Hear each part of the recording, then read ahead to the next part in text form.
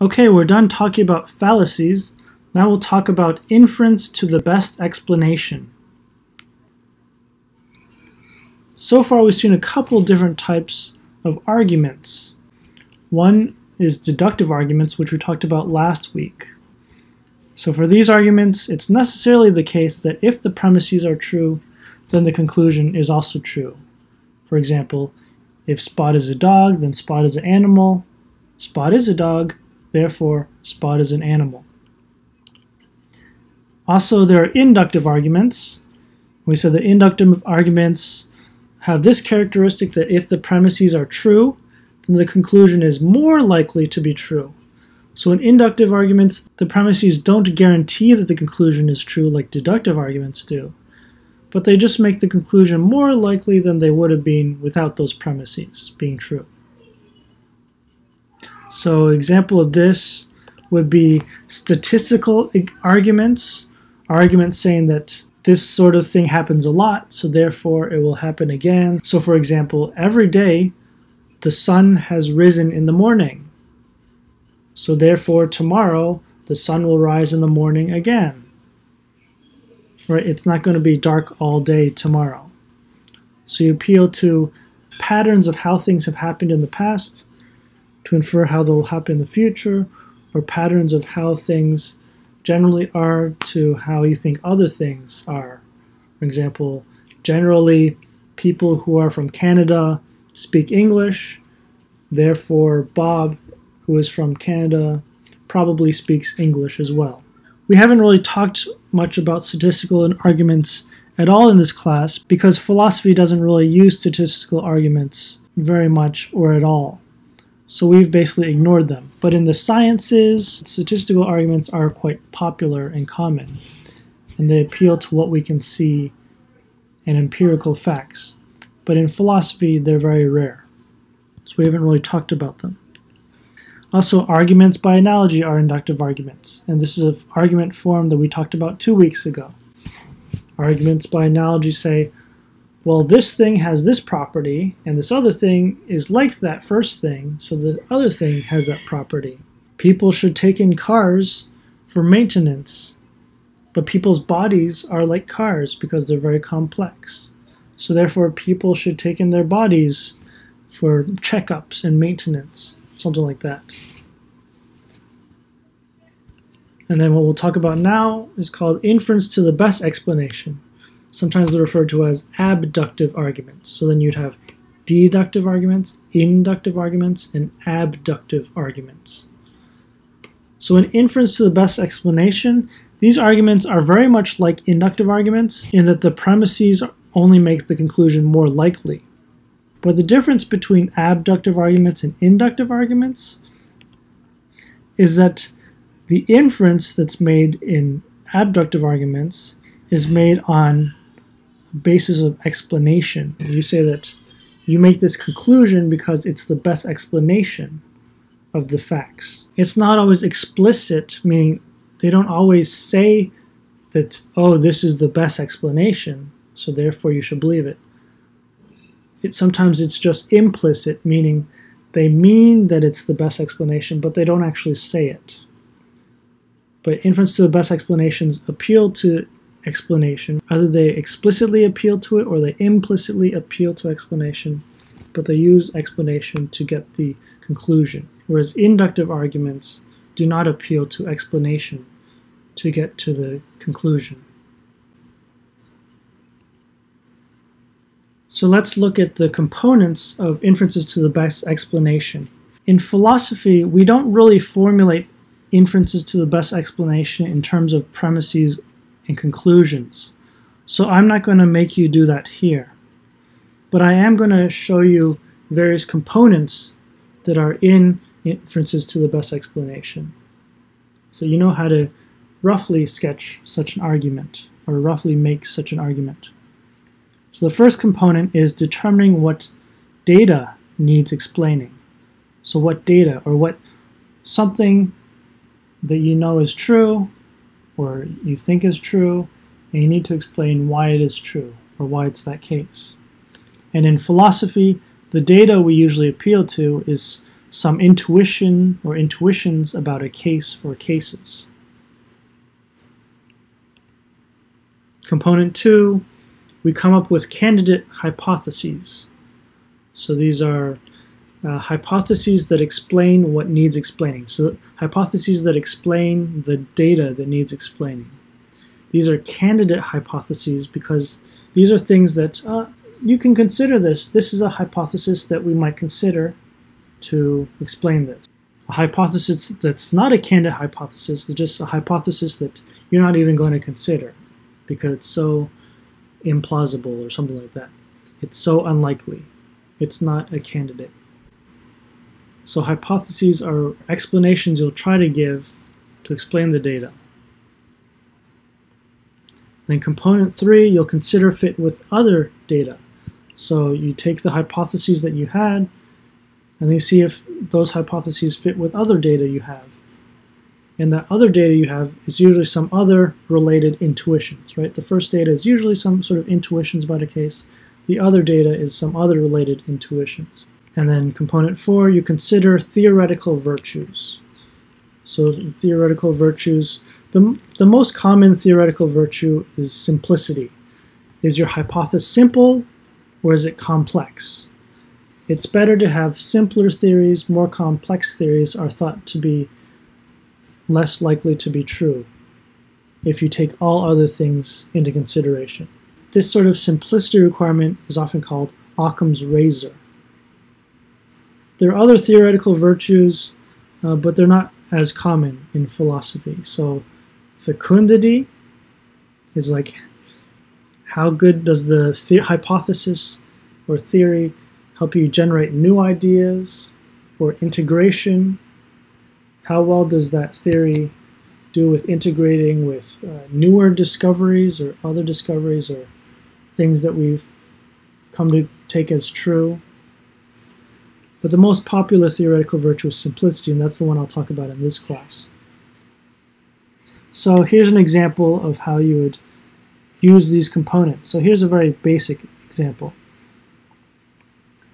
So you're sleeping at night in your bed, and then you hear something, a boom, outside of your bedroom, but inside your house or inside your apartment. So you hear something fall down outside your bedroom. So the data here is this. You hear this, and you want an explanation of what that sound was. Now, component 2, you come up with some candidate hypotheses. So one hypothesis you might give is, oh, your roommate dropped something. So your roommate is awake outside and he knocked something over. Another hypothesis is the wind blew something off the table. Maybe your window was opened and it blew something off the table. Another hypothesis, maybe a ghost has entered your house. If you don't know what ghost means, it's like a monster that can move through walls, that can fly, and you can't really see them, but they're very scary and they can hurt you. So the third hypothesis is a ghost has entered your house and has moved something and made a sound. Then you go to component 3 and you consider the fit with other data you have. So for example, you might say, oh, hypothesis A is implausible because your roommate is out of town tonight. So you know your roommate is out, he's visiting his friend in some other city tonight. So it's very unlikely that he's home and he dropped something. It's possible that he came back and then he dropped something, but it's very likely that he didn't come back and he's probably still out. So hypothesis A does not fit very well with other data you have. So you might say, okay, so B, that means that B is better than A, and also C is better than A because both of these hypotheses fit with the data that your friend is out of town, that your friend is somewhere else tonight. So even if he's off tonight, maybe the wind blew something, or maybe there's a ghost. So let's give each of these hypotheses a smiley face, meaning, oh, these are more likely than this on this sort of data point. But then you might go to component 4 and then say, well, look, hypothesis C is less simple than hypothesis A and B. We already know that your roommate exists. We already know that wind blows and can blow things off the table. But we don't really know if ghosts exist. And if ghosts exist, that means there's more things in the world. So hypothesis C is less simple, it's more complex, because it adds to the world more things than these other hypotheses require. So C is less simple. So that means that hypothesis A gets a smiley face, it's more plausible on this component, and also B is more plausible with respect to simplicity.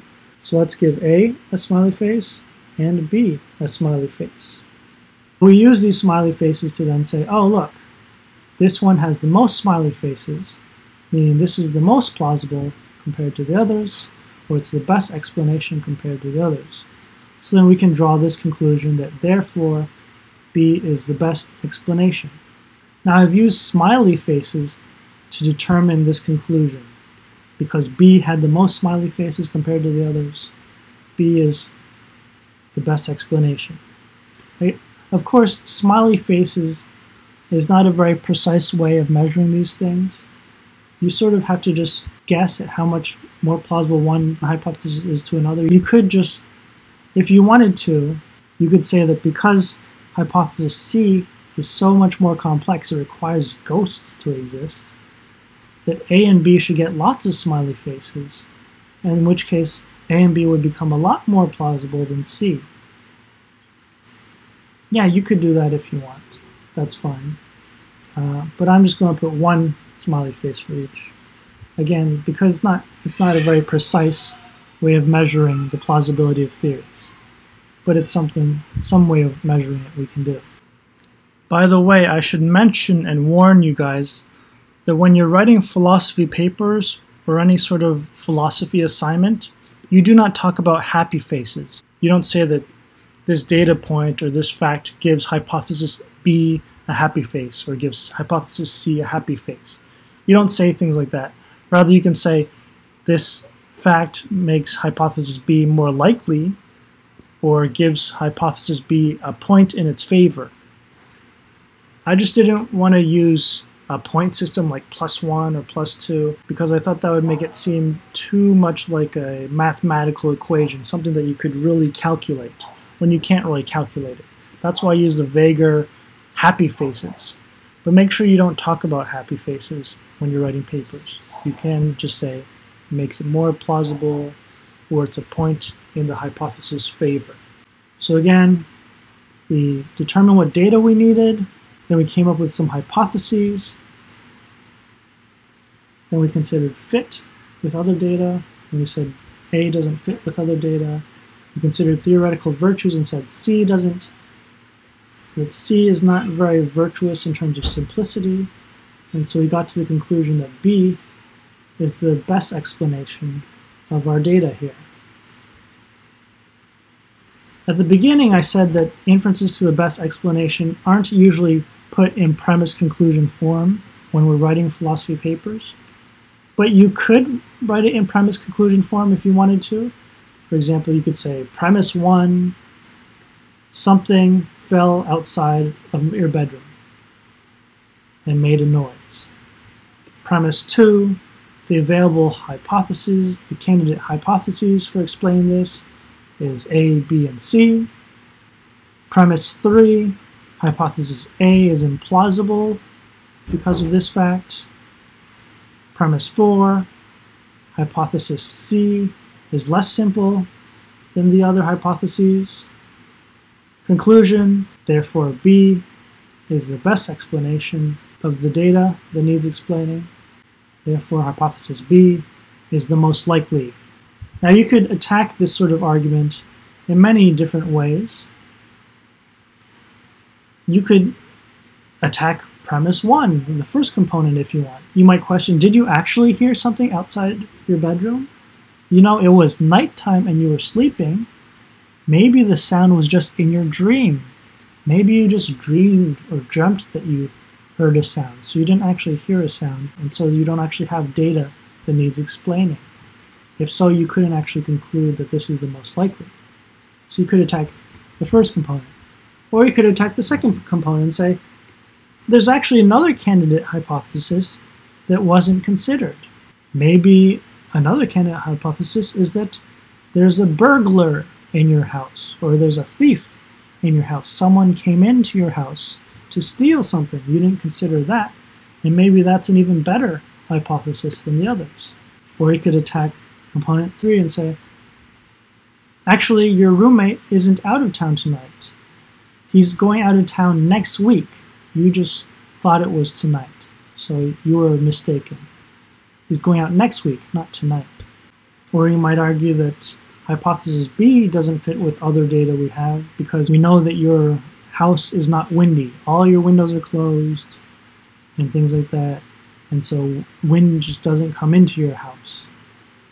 So there's different ways of attacking inference to the best explanation. Now let's turn to another example. Let's turn to a few other examples, and these will all be philosophical examples.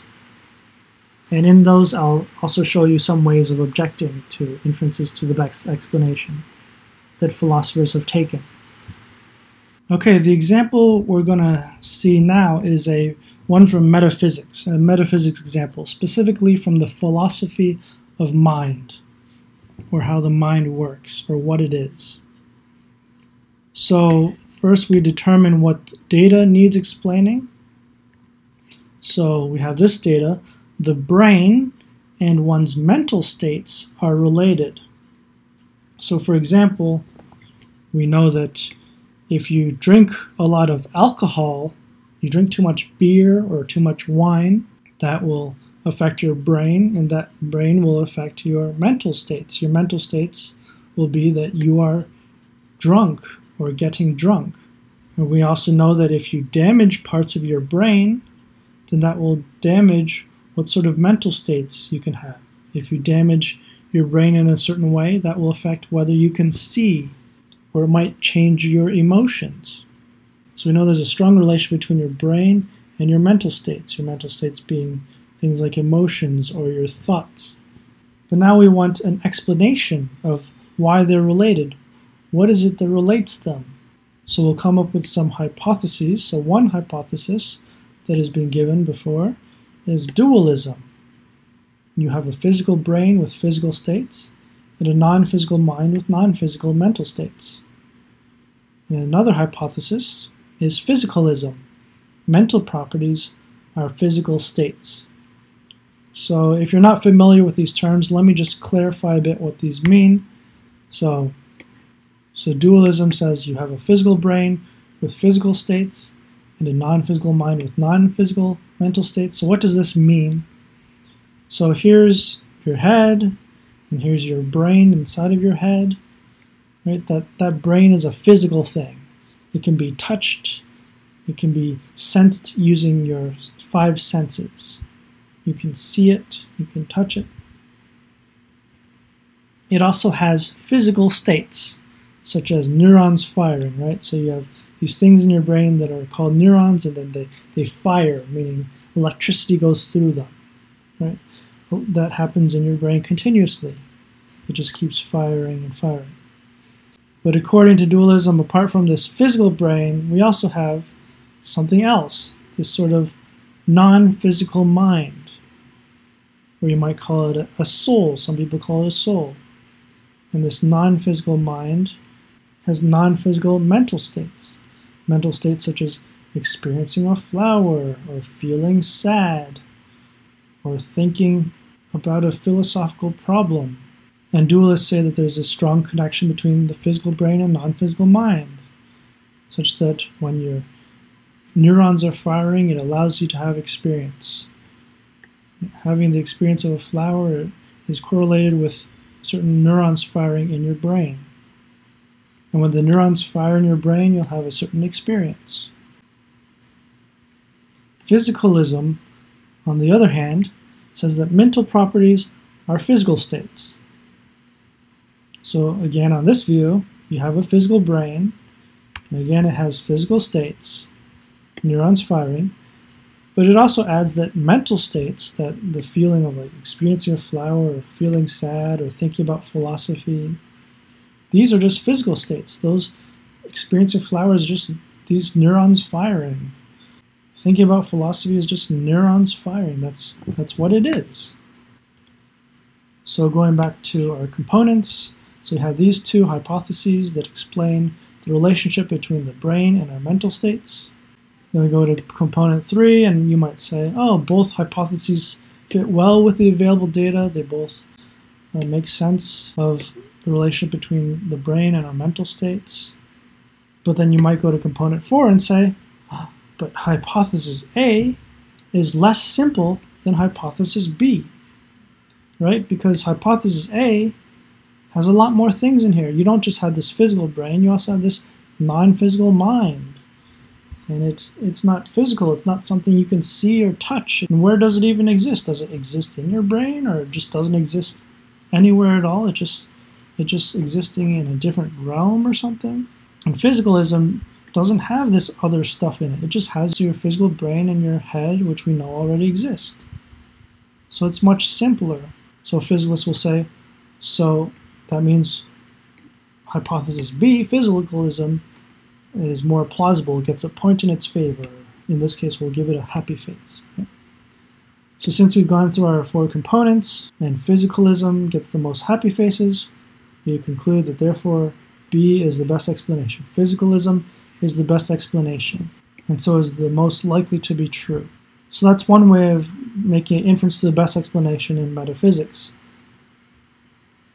Now, the dualist often replies to this sort of argument by objecting that physicalism doesn't fit with what it's like, with the what it's like feeling of mental states, right? Dualists will say, well, we have this mental state of feeling, of experiencing a flower. I see the flower, and I smell it, and I touch it. I'm experiencing it. I have this feeling of what it's like. It's like, it smells like this, and it feels like this, and it looks like this. But in physicalism, where is that? Where do you have this what it's likeness about experiences? You don't have that with just a brain and neurons firing. There is nothing in here that contains the what it's likeness of feeling a flower, of smelling it, of seeing it. So dualists might object to this part of the argument and say that physicalism doesn't fit with the other data available. It doesn't fit well with this part or this aspect of our mental states. So that would be an objection to this argument. You could even use this objection to create an inference to the best explanation. So this will be our second example, metaphysics example number 2. So again, we have the same data we want to explain. The brain and one's mental states are related. Again, we still have dualism and physicalism as our candidate hypotheses. But now when we consider fit with other data, we'll say physicalism doesn't fit with the what it's like feeling of mental states. It doesn't fit with this feeling of seeing the flower, smelling it. So that's a point in favor of dualism. So we'll give dualism a happy face there. Then we go to component 4 and say, okay, hypothesis A is less simple than hypothesis B. Okay, dualism is less simple than physicalism. And the dualists will grant that, sure, that's true. But then they'll say, but we shouldn't give any points to physicalism for that, because the theoretical virtue of simplicity only says that if all other things are equal, then choose the simpler theory. So dualists will say we only should go with the simpler theory if the other aspects are equal. And in this case, they're not equal, because physicalism doesn't fit with the other data we have. So since we do have this other data saying that dualism is more plausible, then we don't take simplicity into consideration in this case. That's what dualists will say. And so physicalism doesn't get a smiley face. Or another way to put this point is you might say, okay, physicalism gets like 1 point for being simpler than dualism. But the fact that physicalism doesn't fit with the what it's like feeling is much more important, and so that should be like 5 happy faces. So you could instead just give this 5 happy faces, and give physicalism one happy face. That's perhaps another way to present this sort of argument. But often dualists will just say that simplicity is not even a factor, since we do have this other data counting against physicalism. So we see that dualism is more plausible than physicalism given the theoretical virtues and the other data we considered, and so we conclude, therefore, A is the best explanation. And so that's how dualists could appeal to this sort of data to create a counter-argument against physicalism. Okay, let's consider one last philosophical example. And this example will be taken from ethics. So in this example, what data is it that we need to explain? Well, the data is, we know that killing is wrong and that stealing is wrong. At least we have intuitions. Our intuitions say that it's wrong to kill people. It's wrong to steal. But why is it wrong to kill? Why is it wrong to steal? What explains that fact? And so component 2, let's come up with some candidate hypotheses. One hypothesis might be this Kantian view. So Kantianism comes from the name Immanuel Kant. In this view it says, treat people as ends, not as mere means. So ends meaning you take a person into consideration. You don't just treat them like a servant, but you have to respect them as a person with wants and desires. So by respecting their wants and desires, you're treating them as ends and not merely as means, not just as means. Of course, you can still ask them to do things for you. You can still hire them to do work for you, to clean your dishes or to cook food for you. But as long as you're still respecting them and taking into consideration their wants and their needs, you're still treating them as an end. So on this view, that could explain why killing is wrong. It's wrong because people don't want to be killed. They want to continue living. And why is it wrong to steal? Because people want to keep their things. They don't want you to take their things. So this view explains why it's wrong to kill someone. And it's wrong to steal from them. Because by stealing from them, you're not treating them as ends. But an alternative candidate hypothesis is utilitarianism, which says, do what produces the most happiness for the most people. And here it seems that, well, killing people does not produce the most happiness for the most people. And stealing things does not produce the most happiness for the most people. So these could explain these intuitions and show why our intuitions are correct. But now let's move to component 3. Consider fit with other data. You might argue, utilitarianism gives us the wrong results in some cases, such as the surgery case. So the surgery case is something we saw last class. So let me review it here for you. So the surgery case is this. Here we have a doctor, and he has dying patients. Right? He has 5 patients, and their organs are failing. This person's heart is failing. These person's kidneys are failing. This person's lungs, stomach, they're failing. And he's having trouble fixing them. But he knows he has this healthy person here, and he could kill this person and use his heart to fix this person, use his lungs to fix this person, and so on and so forth. So he could kill this person to save these 5 people. But that seems like the wrong thing to do. It seems immoral, it seems wrong to kill people in order to save other people. Our intuition on this case, it's wrong for the doctor to kill him to save the patients. Kantianism tells us that, yeah, it is wrong, because killing him to save these patients would be treating him as a mere means and not as an end, not respecting him, not taking his interests, his desires into consideration. So Kantianism says that, yeah, you shouldn't kill him. It agrees with our intuition. But utilitarianism, it seems, does not agree with our intuition. Utilitarianism seems to say you should kill him, the doctor should kill him and save him, because it would produce the most happiness for the most people. It would make 5 people much happier. Only 1 person would die, and 5 people would get to live. So utilitarianism seems to not fit with our intuition that you should not kill this person. So utilitarianism doesn't fit with other data we have. So when we give Kantianism a point in its favor, we say it's more plausible in this consideration. And then we can move to component 4 and say, well, the theory is about the same in terms of theoretical virtues. One isn't more simpler, one's not more complex than the other. So we've considered all these components, and we see that Kantianism has more points in its favor, has more smiley faces, or it's more appealing. So therefore, A is the best explanation, and A is most likely to be true. So that's an abductive argument in favor of Kantianism. Now the utilitarian could reply in a couple different ways to this argument, and I'll show you 2 ways. So one way the utilitarian could reply is to object to component 3, and they'll what's called modus tollens a modus ponens. So let me explain what I mean by this. So here's the possible utilitarian response.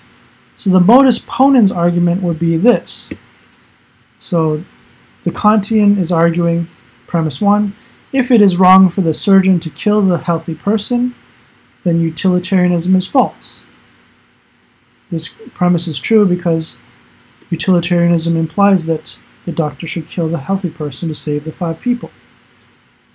So if it's wrong for him to do that, then utilitarianism would be false. The premise 2, it is wrong for the surgeon to kill the healthy person. It's just intuitively true that he shouldn't kill him. And so the conclusion from this is therefore utilitarianism is false. Just a modus ponens argument. But the utilitarianism might reply to this modus ponens argument by giving a modus tollens argument, like this. So the modus tollens argument would use the same first premise. If it is wrong for the surgeon to kill the healthy person, then utilitarianism is false. Okay, agree with that. Same as premise 1 of the first argument. But the second premise will be this. Utilitarianism is true. So we're just taking the opposite of the conclusions, making it as a premise. Utilitarianism is true.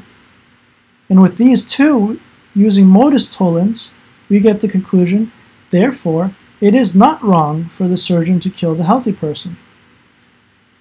So here the utilitarianism is essentially saying, well, since utilitarianism is true, and it implies that it's not wrong to kill him, then we can conclude that it is not wrong for him to kill him. He can kill this guy to save the 5 people's lives, because utilitarianism is true, after all.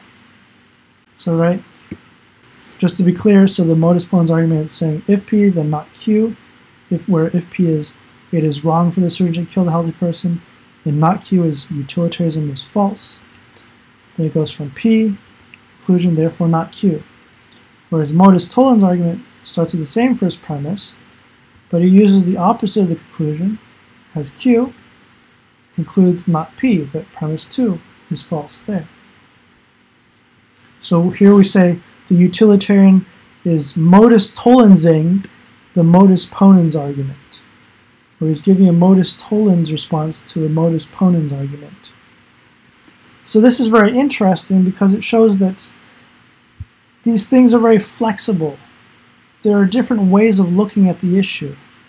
One person might say, okay, since we have this intuition that it's wrong to kill him, we should conclude that utilitarianism is false. But another person might say, well, since utilitarianism is so compelling, and we should think it's true, we should therefore conclude that it's okay for the doctor to kill this person. So you can switch things in this sort of way. Sometimes this sort of move is called biting the bullet. I'm not sure exactly why it's called this, and many people don't really know why, but this move is just to take a counterintuitive implication of your view as true. Here the utilitarian is agreeing, okay, it's counterintuitive to say that it's okay to kill the guy, but I'm going to hold that it is actually okay to kill the guy because my view implies it. So here we say the utilitarian is biting the bullet. He's taking this counterintuitive conclusion as true. Now, generally, giving a modus tollens response to a modus ponens, or biting the bullet, is not the greatest strategy or way to respond to an argument. It's not the most convincing reply. It's not the greatest reply all by itself. You usually need to add something like an explanation of why utilitarianism is so convincing, why we should be so sure about utilitarianism, or why we should be willing to give up our intuition.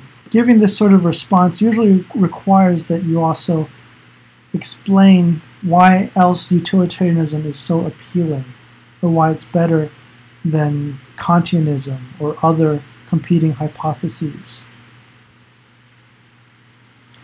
So that's the modus tollens and modus ponens objection the utilitarian could give to the component 3 part.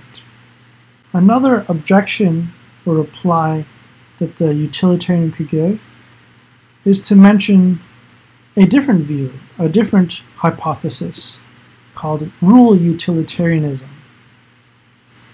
So let me explain what rule utilitarianism is. So this would be another possible utilitarian response.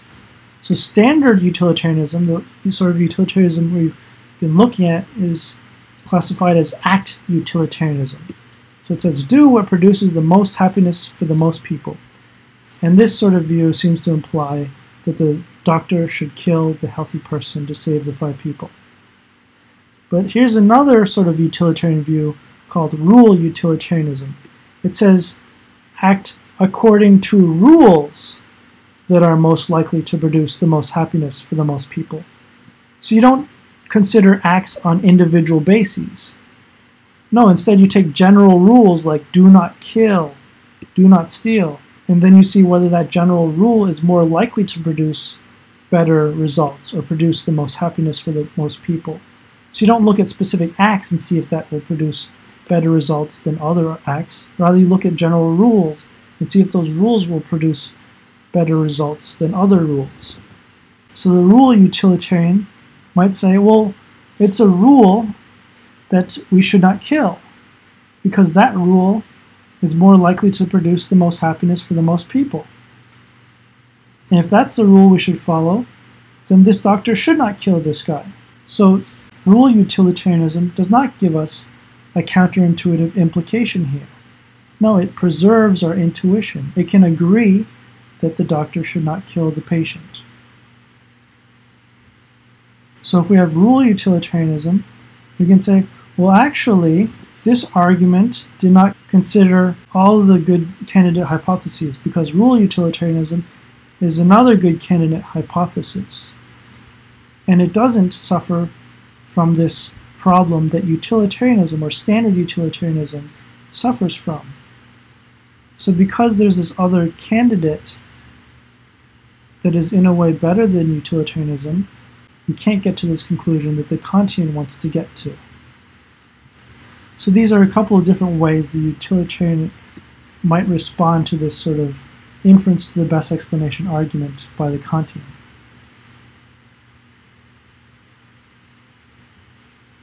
Okay, so it's time for an exercise.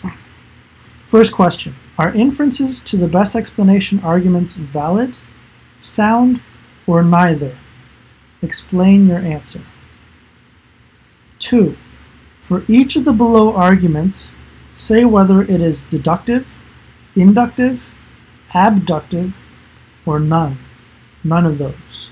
Neither deductive, inductive, or abductive. So first, Amy, age 5, has only seen dogs that are brown. She therefore concludes that all dogs are brown. B. The milk smells sour and is on its last day of expiration. Therefore, the milk must have spoiled, which means have gotten bad. All cars have at least 4 wheels. Bob's vehicle has 4 wheels. Therefore, Bob's vehicle is a car. Now the third question has this setup. So you look outside of your window and you see that the street is wet. So given this data, give 2 candidate hypotheses where one is simpler than the other. And then after doing that, first give an inference to the best explanation argument for your first candidate hypothesis, and then give an inference to the best explanation argument for your second candidate hypothesis. And be sure to mention components 3 and 4 in each of these arguments. So again, in the first part, you give two hypotheses, 1 and 2, and then the second part, you give an inference to the best explanation for your first hypothesis.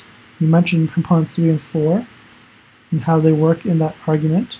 And then you give a different argument for the second hypothesis that you gave, also mentioning components 3 and 4. And then the last question is, use the below conditional, so the below conditional is this one, to argue for the falsity of infallibilism. Then give a response to that argument on behalf of the infallibilist that bites the bullet. So use this conditional. If infallibilism is true, then we don't have any knowledge. By the way, infallibilism is the view that knowledge, in order for it to really count as knowledge, it has to be infallible. It means it can't possibly be wrong. What you believe can't possibly be wrong. So use this conditional to give an argument for the falsity of infallibilism.